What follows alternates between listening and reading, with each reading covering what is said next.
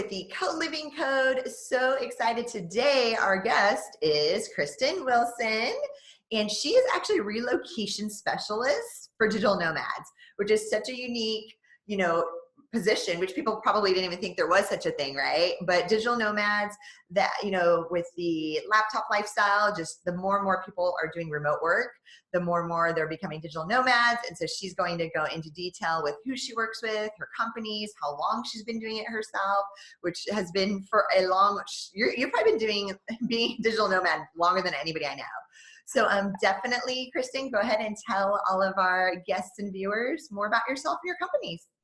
Great. Yeah, thank you so much for having me. I'm so excited to talk to you and all of your audience. My story actually started accidentally back in college because, like many people, I was very confused about what I was going to be when I grew up. So I changed my major like 5 times, and I ended up getting a scholarship to study abroad. And so when I was 20 years old, that was the first time I lived in a foreign country. And it was just a complete aha moment. Like, wait, you can live in a foreign country, and this is so much fun, and it's so inspiring and invigorating. And so that's kind of how my journey started. And then I studied abroad a second semester back to back. So I went 1 semester in Costa Rica, 1 semester in Australia, and I was completely hooked. So yeah, that was 16 years ago. And that is what led me to major in international business and then get an MBA so I could work in the global business environment, because at the time it was totally new concept. Like, international business and the internet was completely new. And all I knew is that I wanted to travel and work in different countries. So I ended up taking a job in real estate in Costa Rica right out of college, and the rest is history. So that was in 2005. And I spent the first half of my career in real estate in Central America. And then I started my online relocation company in 2011. And that is called Poker Refugees. And then since then, I expanded from helping poker players and online gamblers and people affected by regulation and taxation. And now I just help remote workers or self-employed people who want to kind of live life on their own terms and travel at the same time without having to do all of the work that comes with moving around internationally, so that they can focus on their careers or relaxing or whatever they want to do. So now I've been helping people relocate, over 1,000 people in the last 7 years. That is awesome. And how many countries have you personally visited? I haven't counted in the past month or so, but I think it's around 55. Oh, that's awesome. And Yeah. then, and I'm excited to have you on my show because you did a couple amazing articles on Medium. We'll put her Medium link, if you want to read her blog on the show notes. But you wrote about co-living, a couple of times, Yeah. right? Because obviously you're super familiar with the industry, because a lot of times, these digital nomads, that's where they stay, is in a co-living home. So do you want to talk a little bit about that? Yes, so because I'm a relocation manager and consultant, and before that I worked in the real estate industry, I have a very deep knowledge of housing in all countries, right? I work in over 25 countries. So I have always thought that the way that the housing market is organized doesn't make much sense, at least for people today in our generation. So I think that the digital nomad lifestyle and also the current situation with the housing market worldwide are very similar, because they kind of go hand in hand. Digital nomads are kind of just at the forefront of this transition period from the Industrial Revolution and the old way of thinking, kind of like the days of like factories, corporations, madmen, 80s, like just kind of the way that we've been living in offices and working in offices, basically like our whole lives are spent in offices. It's kind of this hub and spoke system where people are commuting from their fixed residence to a workplace. And I think that the concept of the traditional workplace doesn't make that much sense to a lot of people anymore. Neither does the commute to the workplace, and neither do the options that we have of where we live. Like, the only thing that we have are, you can rent a place long-term, you can buy a place, you can rent a vacation rental, and that's basically it. And people are looking for way more flexible options where they can come and go and they don't have to buy furniture and make the like IKEA run every time they move. Moving is expensive, it's time consuming, it's just a pain in the butt, basically. So when I started researching alternatives to it in the past few years, co-living was something that just completely blew my mind because it checks the boxes on so many things that people need in modern day life. Like it solves almost all of the problems that young adults and professionals have when they're looking for a place to live. And it provides a lot of benefits, a lot of flexibility that we didn't have before, even like 20 years ago. I love that. And I loved your analogy, the hub and spoke model of, you're right. It's like go to work and then you go home. And it's like, how do we merge those, but in a way where you can still relax at home, but you just have that more, that I wouldn't use the word balance, but I don't know, you know what I mean? It's just more integrated, I guess. It's like an integration, and co-living fits in perfectly with the whole concept of smart cities. And I think that's where we're going to go towards really quickly in the next few years and decades. And I'm really excited for that. So this year I pledged to not only offer more co-living options to my clients who are always looking for something in between. They don't want to rent something long-term. They don't want to rent a vacation rental that's overpriced, and they definitely don't want to buy anything. So co-living just really fits in with their needs for a few weeks to a few months and up to a year. And I think it's really great. So this year I've been living in co-living places myself. Good. And then we haven't talked about smart cities yet on this show. So go into kind of detail about what a smart city consists of. So smart cities are basically just using common sense to design cities in a forward-thinking way. The infrastructure that we have right now is really old. So it's all based on zoning and planning from 100 or 200 years ago. So smart cities are just, the concept of designing a smart city is just kind of turning that on its head and thinking of like, what are people going to need now and what are they going to need in the future. And that's why I love places like in Germany, Berlin, Amsterdam, in Northern Europe, like in Estonia, Sweden, Norway, Denmark. They're really looking at transportation, work-life balance, and how people are living. So if you think about the future, I mean, people want to walk to work or bike to work or work wherever they are. So there need to be a lot of different flexible workspaces. Some might be co-working, some might be cafes. And so we're looking at how people work, where they eat, how they communicate, and transportation. I mean, self-driving cars, Ubers, like people don't want to own a house anymore and they don't want to own a car anymore. So it's just taking all of those things into consideration and creating a city that flows with like the energy of life and not so rigid like we have it now with gridlock and traffic jams and, you know, roads where there's no bike lanes and no sidewalks and things like that. That's awesome. And then, so yeah, because we just met and you were in Vegas, like what, 3 weeks ago, we met in person, which was fun. But now tell everybody where you're at right now, because you're just jumping around all over the world. Yes, I am a huge proponent of slow travel. I try to stay places for at least a month to a few months at a time. But sometimes with speaking engagements and events and things like that, I don't follow my own advice, and sometimes I bounce around a little too much.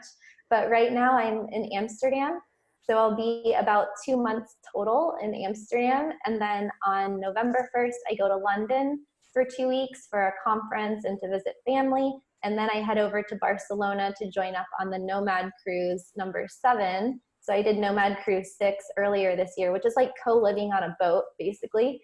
And now I'll do Nomad Cruise 7, which is from Barcelona to Brazil.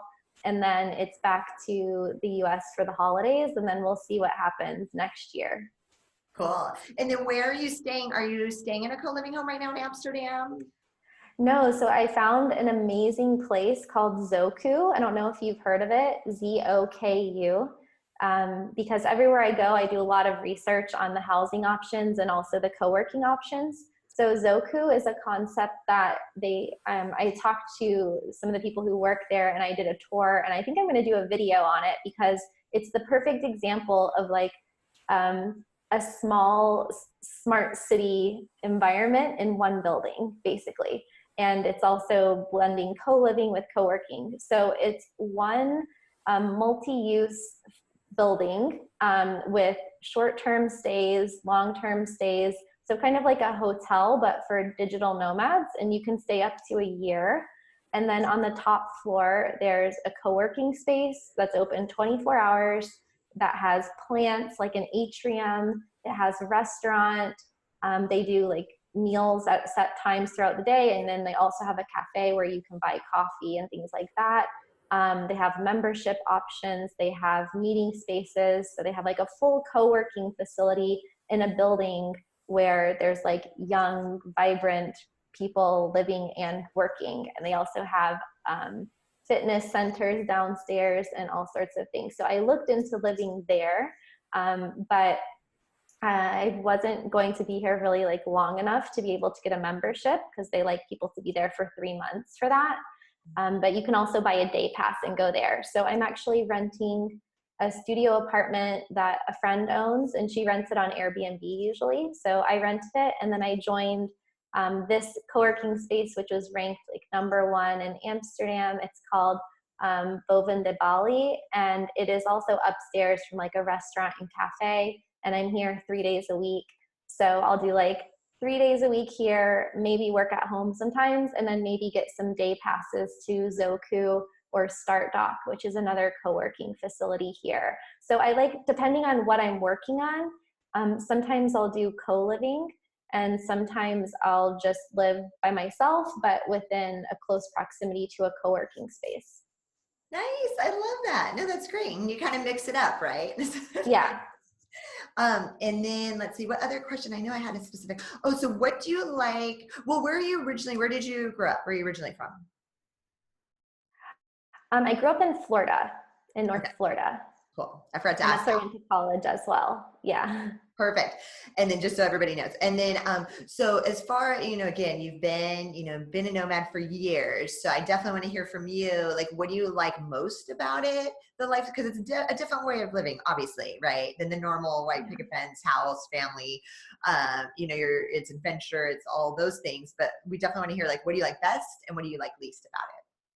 I actually just did videos about this, the best things about being a digital nomad and the worst things about being a digital nomad. And I think one of them is posted. The next one will be published in like a week or so. So I'll have to send you the link to share with your viewers. But yeah, I think about these things a lot because when I first started traveling and working and living abroad, there wasn't such a thing as a digital nomad. So it was basically just an expatriate who was living outside their home country.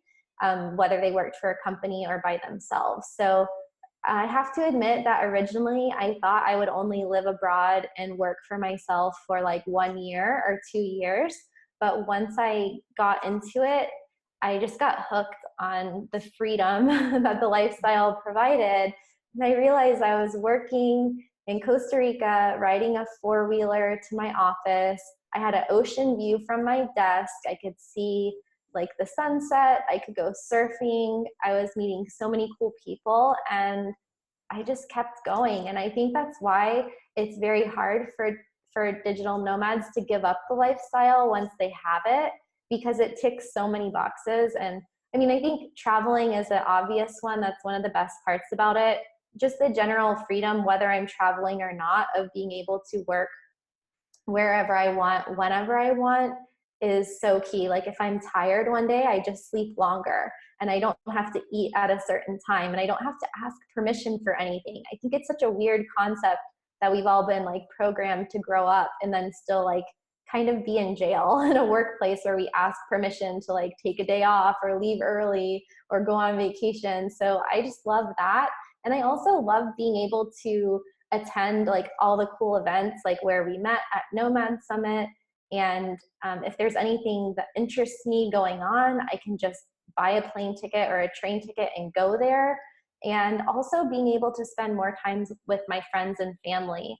I think that's been so key. Like being able to visit my cousins and my aunt and uncle and my grandparents. And I just met my parents here in Amsterdam on their annual vacation. Like, in what job can you just go meet your parents in Europe at the beginning of their vacation? I mean, I spent 3 or 4 days here with them, and I could never do that if I had a normal job. So these are some of the things that I just love so much about the lifestyle. But of course, there are some downsides too.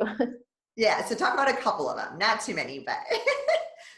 Well, I guess one thing that you and I were talking about, which seems to be a hot topic, is like dating and partnerships. And I just wrote an article about this as well. It's very easy to meet people. That's one of the great things about being a digital nomad, but the downside is that sometimes it can feel transient, and you might end up with a big network of friends all over the world, even very deep, meaningful friendships or business partners and things like that. But sometimes, you don't know when you'll see them again. So it can feel lonely sometimes.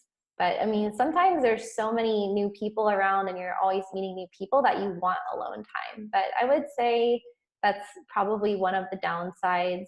And also just not knowing if you're doing the right thing ever. Like, there's never like confirmation that, you should go here or you should work on this project, or, you just kind of have to be very self-directed and self-confident, and, be able to be productive and work hard without somebody helping you necessarily or telling you what to do, and kind of find your support in business and personal and social life on your own.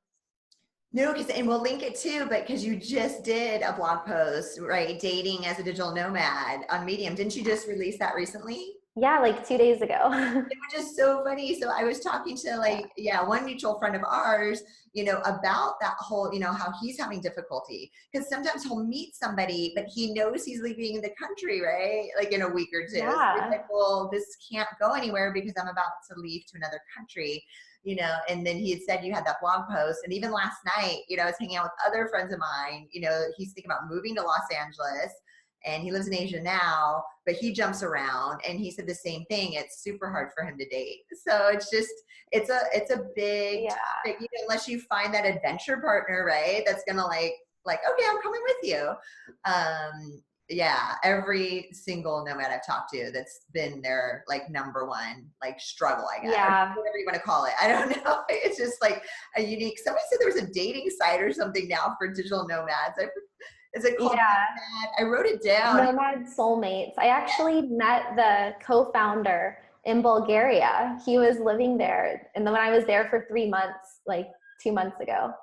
Oh my gosh, wait, so just tell everybody, because I don't even know. We were laughing last night. I was like, I'll just put it the notes in my phone. I was like, I'll look at it later. Yeah. Okay, so Nomad Soulmates. So is it like a global dating app? Like it's actually a web app. So I was at a place called Co-working Bansko, and we have a lot of activities there. And one of them is like a pitch night, and we do masterminds and stuff. So I heard all about his web app. So I know it's not a phone app, it's a web app. Yeah. And it kind of works the same as any dating app. And they have like a geolocator and messaging and different platforms. So it's still kind of in beta phases, but you can create a profile. I actually should do that. You can create a profile on there, and it just makes it easier, because if you're with like other nomads or like-minded people, you don't have to explain or justify your lifestyle. People just understand. I think that's good to have a meeting place for people to start the discussions and conversations, because even if you meet in real life, you might be going in different directions. So you could really be compatible, but you only have like a day or two that you run into each other to figure out if you want to explore that more. So I think it gives you more space to get to know people before you meet in person. Oh, that's really cool. Okay, that's awesome. We'll have to send this episode to all these friends of mine there. Yeah. They don't even know what to do. They're just like, I don't know, we'll figure it out later. Because it's like the trade-off. I mean, people don't want to give up the sure thing of being a digital nomad, where they have all this control over their life and like so much freedom. It's like people don't want to necessarily give that up for something that's unknown. And even if you move home or, you know, live in your hometown, you're not guaranteed to meet somebody.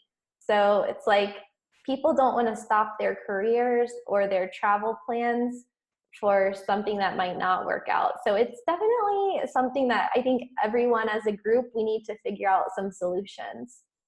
Yeah, no, you're exactly right.